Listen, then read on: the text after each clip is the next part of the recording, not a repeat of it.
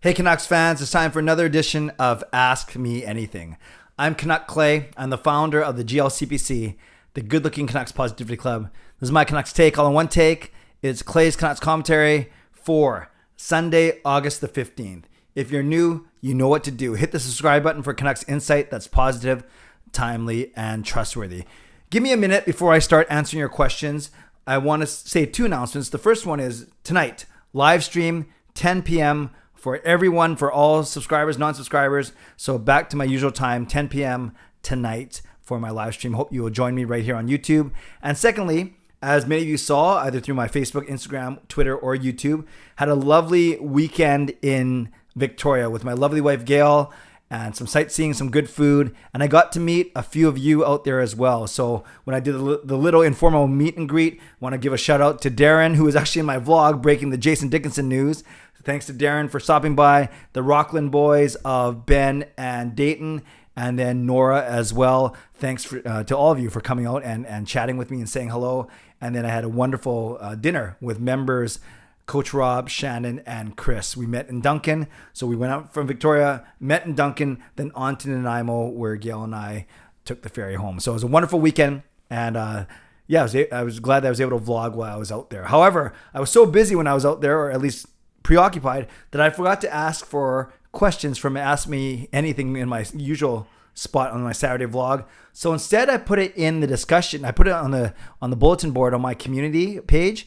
And I think I might do that going forward actually. Then it doesn't make my Saturday video as messy. Well, we'll see. But regardless, it went well and I got some really good questions and enough to go with a full vlog today. So thanks to all of you for submitting questions. I'll get to most of them now. And then for those of you that don't have the notifications on, make sure that you do, because then you'll know when I'm posting on my chat board, my community board on my YouTube channel as well. All right. Sorry for the long intro. Just getting back to being back in my house, back in the swing of things. Speaking of which, I got to go back to work tomorrow, but that's another issue. Okay. Let's start with NZ. NZ sent me about 4 or 5 questions. I usually only do one question per person, but for NZ, I will do 2 of his. So first one, he says, I see the second line with all 70 points and above. How do you see it? NZ, unfortunately, I don't share your optimism because the Canucks have only had one 70-point scorer in the past 5 seasons. Now, that was JT Miller 2 years ago. He had 72 points. And then you have to go back to 2014, 2015 for the Sedins, and they both had over 70 points. So not only is our second line not scoring 70 points, our first line guys aren't even scoring 70 points. So if you're asking me what I see for our second line, I think we should be happy if they're getting, quite frankly, between 40 and 50 points. You know, you might have Bo get 55 to 60. Maybe Garland gets that number, 55 to 60. And then whoever's playing with them might get 45 to 50. But I think 70 points, that's what you're aiming for your first line and not for your second line. So no, I do not see anyone from our second line getting 70 points. Maybe Garland has an outside shot if he's indeed second line, but no, I think you think of 70 points for your first line guys. Angie's second question, what are your predictions for Demko's save percentage? Goes against in shutouts for next season.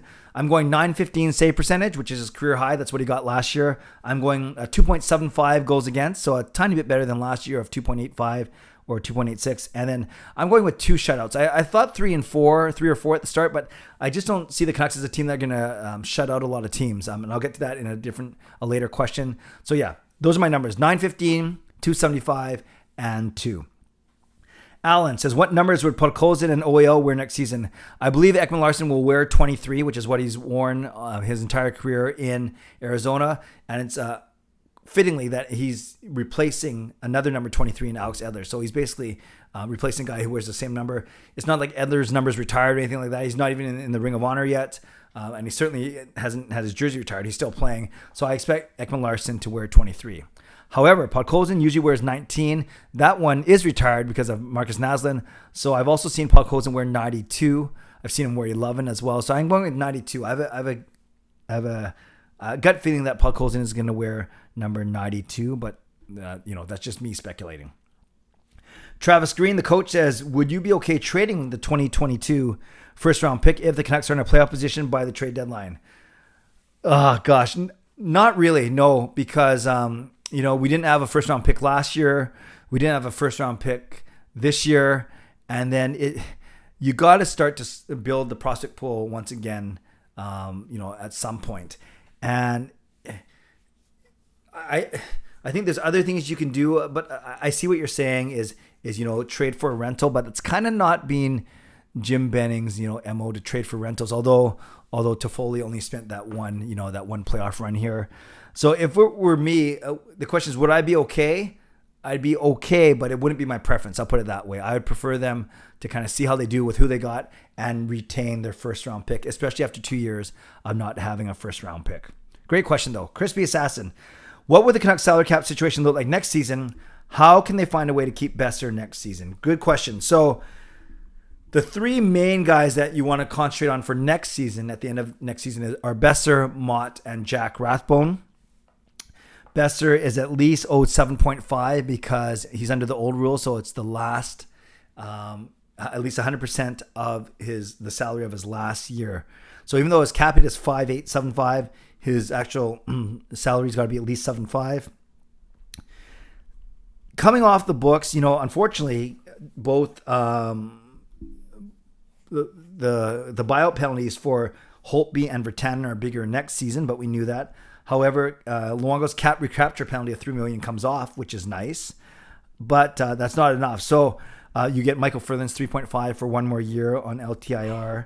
So it is doable, and we've seen that the Canucks are able to make room either by trades or by buyouts. You just don't want them to try to have to do that every year, because after that, the next year, Horvat and JT Miller come up, and that's big as well.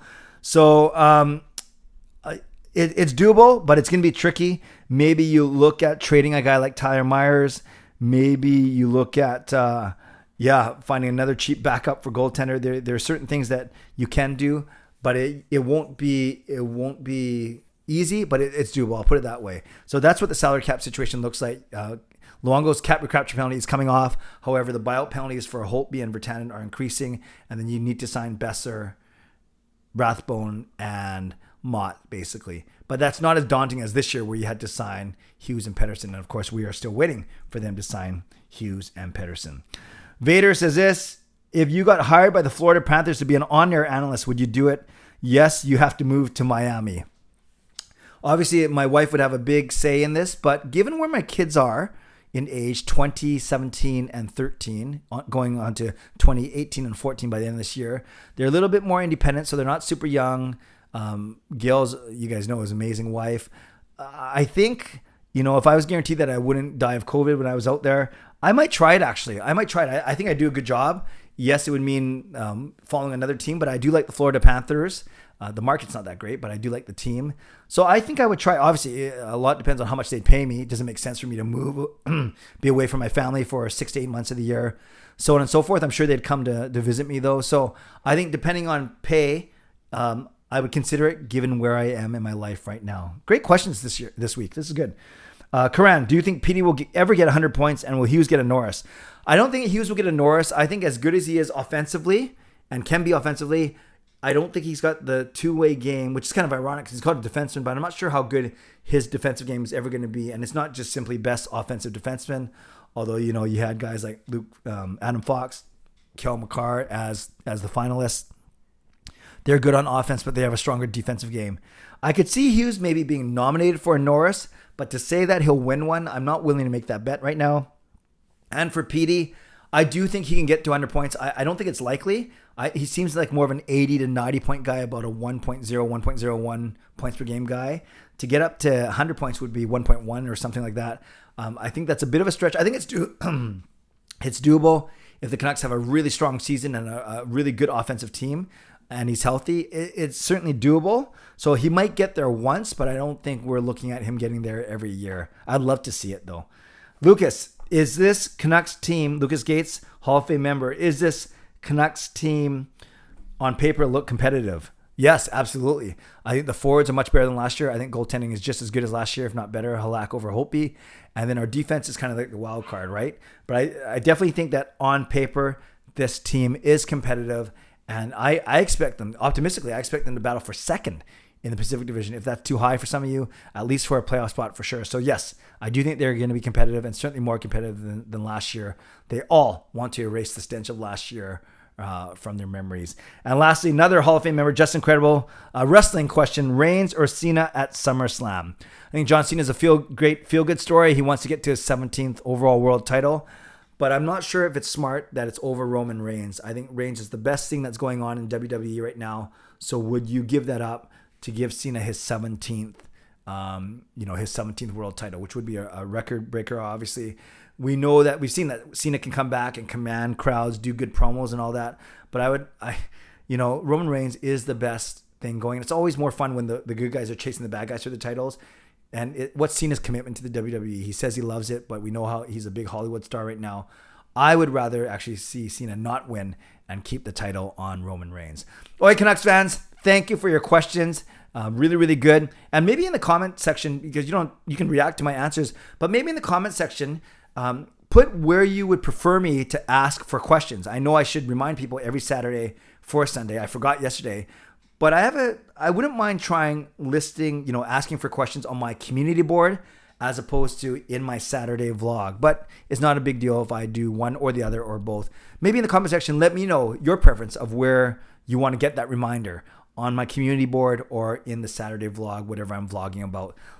It just makes the comment section of my Saturday vlog, whatever it is, a little bit messier. But hey, nothing I can't handle. Let me know. Leave a comment below.